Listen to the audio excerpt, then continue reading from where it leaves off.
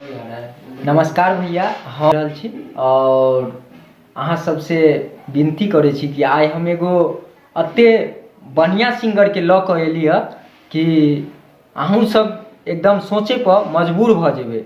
उम्र 10 साल उम्र होइ छै और सिंगर के कनी आवाज अहाँ सब सुनियो और ताहि के बाद बातचीत हेतै। कनी गबियो हुआ दू लाइन कोनो गाना हारमोनिया पर।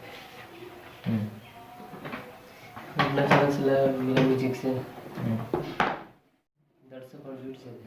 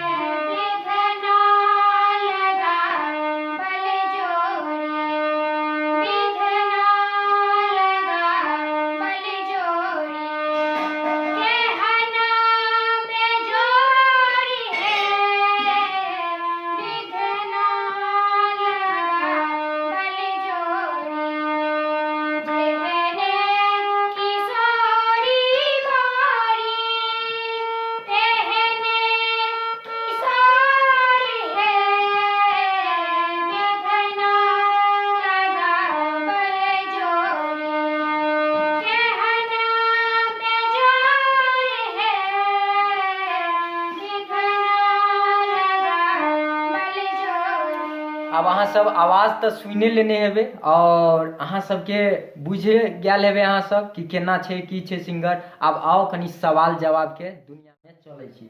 बौआ अहाँ के नाम की भेल? ललिता कुमारी। कनी आवाज में कहियो न जे सुनाई पड़े आदमियों बुझे।